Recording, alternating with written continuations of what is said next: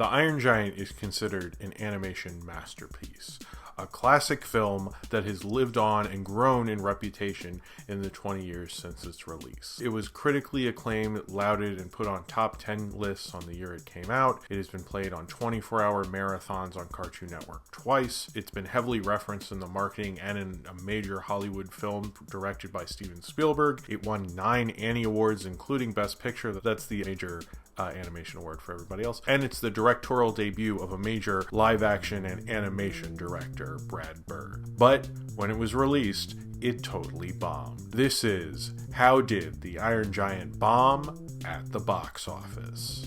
To talk about the Iron Giant and its box office performance and everything that happened with it at Warner Brothers, you have to talk about another film from Warner Feature Animation, and that would be Quest for Camelot.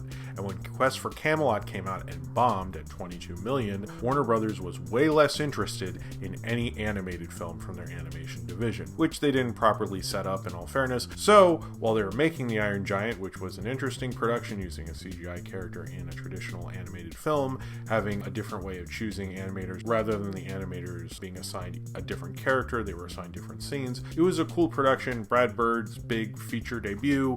It sounded like a really amazing set to be on. Warner Brothers decided not to be interested in that because I guess Wild Wild West was coming out and they needed to worry about that. But Warner Brothers was very hands-off during production when Brad Bird was working on all these things. He kind of just thought they were going to release it and dump it, but then when test audiences saw it and they saw it, they kind of went, wait, I think we actually have something here we didn't expect. Apparently, when it did really well with test audiences, Warner Brothers went to Brad Bird and said, hey, maybe we should hold off about marketing this because we didn't really have enough time to market it, and it was finished 4 months before release, which is a pretty quick turnaround for an animated film, especially then. And so they thought, what if we delay this film for a year and come up with a better way to market it?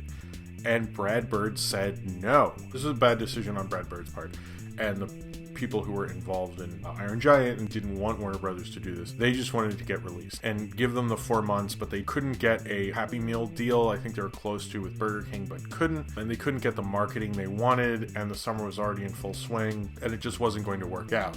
But Warner Brothers actually did feel like this was a better movie than they would have time to market and knew that going in, but Brad Bird said he wanted it to release because he thought they would shelve it or they would just dump it out on another crappy weekend. So he just wanted them to release it. And in retrospect, he says they shouldn't have listened to me. At first, I was a little shocked learning that fact, but I kind of understand where he's coming from because oftentimes when you deal with anyone and you have a lot of problems trying to get something out, the fact that they're going to release it, you kind of just wanted that situation to be over with. I get it, but in retrospect, that was a bad move because they could have marketed it better and that could have worked out for them, but it didn't. The only thing I will say about marketing that they did do well, I mean, they had a TV special on Kids WB hosted by Vin Diesel, which is amazing.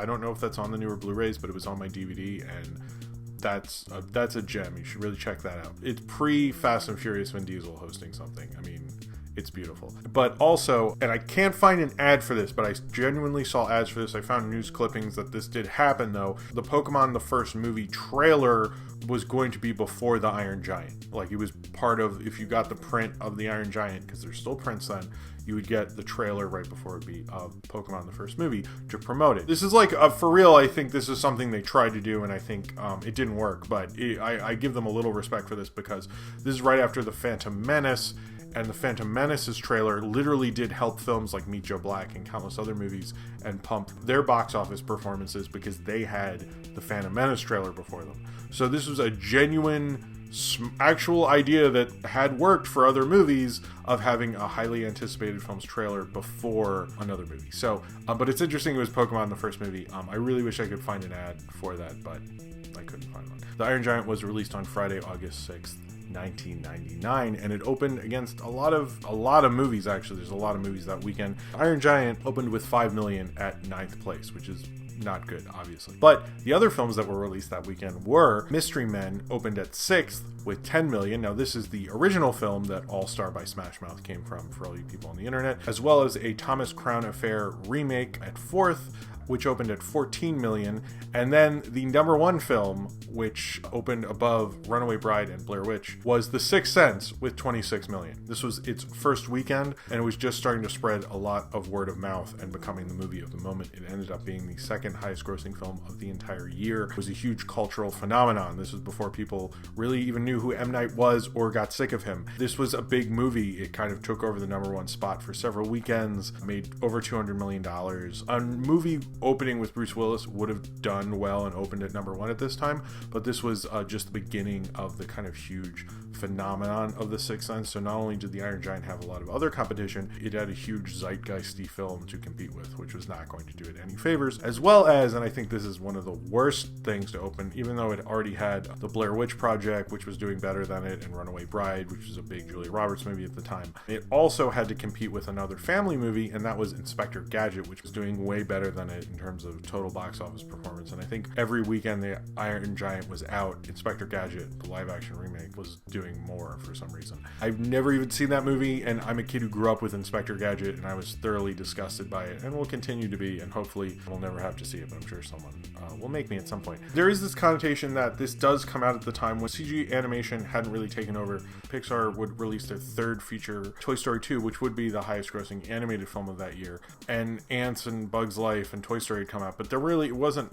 so prominent that traditional animation was considered dead or whatever. Tarzan had come out that year, which still made 170 million, and there were 2 animated films in the top 10 that year. It wasn't as dire maybe as sometimes it's portrayed. I think the animation aspect wasn't really the thing that was hurting it necessarily as much as being kind of a property that, although the book by Ted Hughes, The Iron Man, I've heard is more well known in England. The thing is when you look at all the bigger animated films of this year, you have Tarzan, you have Pokemon, the first movie, which would open later, you have Toy Story 2. These are all proven properties, and certainly this is a narrative that you're going to talk about with any film that bombed, which was original, is that it wasn't a proven property. But I think that doesn't help your film, and since Warner Brothers wasn't marketing this film effectively, and because in August I don't think reviews are really going to help your film that much, and I agree if Warner Brothers had released this maybe a year later or in a better kind of more winter kind of Oscar-y kind of time slot, it might have done better. Hell, if we had had a best animated feature at the time, it probably would have done even better then,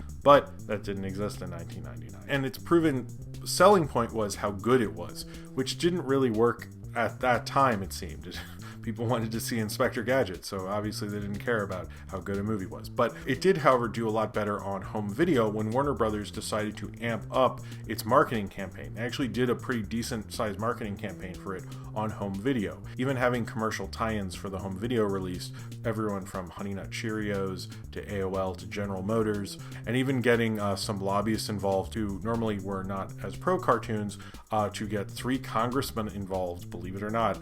Congressman Ed Markey, Mark Foley, and Howard Berman all apparently did like kind of a quickie press conference I read about the Iron Giant. They were trying to get more buzz around it, and it started doing well on home video, in TV syndication. It was released on VHS, DVD, and even Laserdisc, believe it or not. That was still a thing in 1999. Although there was no Best Animated Feature then, that wouldn't happen until a couple years later, but it did win a lot of Annie Awards, including Best Animated Feature Film or Best Picture or whatever. It also won Best Director, Best Individual Achievement for Voice Acting for Eli Marothal, who's doing Hogarth through Hughes, Best Direction for Brad Bird, Best Individual Achievement in Character Animation, Best Music, Best Achievement in Storyboarding, Best Writing in an Animated Feature. So it actually did really well. It was a major year for animation. I should point that out. You had things like South Park, Bigger, Longer, and Uncut. You had Tarzan.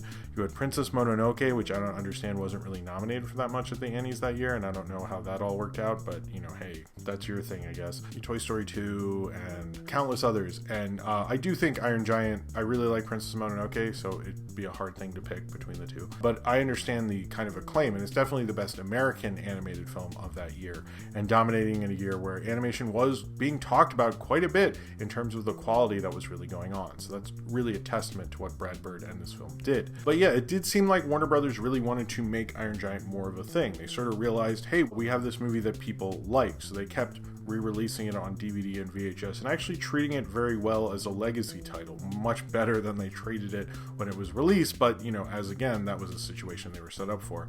And that probably has a lot to do with the fact that they did those two 24-hour marathons on Cartoon Network, one of which was July 2nd to July 3rd, 2002, playing it for 24 hours, much like how they do with The Christmas Story on TBS, I believe, maybe TNT also. And then as well, Thanksgiving weekend the following year from November 28th to November 29th in 2003. So Warner Brothers really seems to do good by the Iron Giant. They really try to promote it. They've probably done more marketing wise for it since it's been on home video than it was actually in theaters, which is kind of an interesting twist on it. It genuinely feels like they're like, well, people actually really like this movie. They're not really doing that for Quest for Camelot, I'll have you know. Like, they're not trying to get people in the Warner Turner family to play that 24 hours a day. And then in 2016, it was available on Blu-ray at the Signature Edition with new scenes that Brad Bird had storyboarded and shown in other scenes, but they couldn't make for time constraints.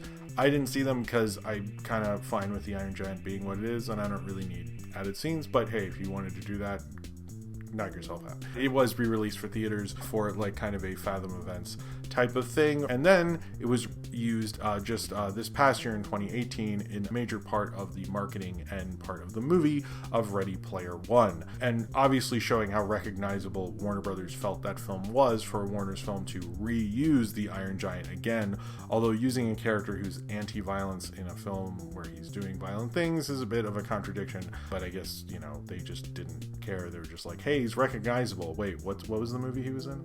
He's a weapon. A big gun that walks. I'm not gun. But that was mainly because they couldn't get the rights to Ultraman, by the way. The Iron Giant is a huge animation masterpiece, and I think Warner Brothers knew that. And I think maybe they should have been able to market it better. It's kind of would be interesting to think if they had been able to. I don't know how far it would go because it's hard for an animated film based on good reviews and not, kind of having a name. Warner Feature Animation isn't a name like Disney where people go, I'll take my kids to that. You kind of need a brand associated with that, whether it be Michael Jordan, Looney Tunes, Pokemon, or whatever. But the main thing that's interesting about it is its longevity, which is how this film has grown in popularity and grown in reputation. I think honestly is because of Warner Brothers. I haven't heard of a lot of studios who decided to, hey, let's take better care of this now that we have more time to market it. And they have done that, most people know the Iron Giant and love the Iron Giant. And I think that's kind of the interesting kind of story of this, is that they really took their time to make this film much more of a prominent thing in the Warner family and played on TV and on video, and then even in Ready Player One. So it's kind of the interesting story of a film that, ended up bombing because of corporate ambivalence and kind of a bad choice on Brad Bird's part, and then ended up becoming like a major film culturally, one of the better animated films of all time. And I think it was definitely helped and given more of that reputation. Obviously the film itself is the reason for that, but the reason that many people have seen it and the reason that many people know it is because of the promotion that they were doing to make that happen. And you kind of have to look at that and give them a little bit of credit to kind of right the wrong that they did, which I have never really heard of for any box office bomb for a studio to go, hey, hold on a minute, I think we can fix this. And in a lot of ways, the reputation that this film has now is because they wanted to fix that and have changed it over time and given this film the reputation it currently has.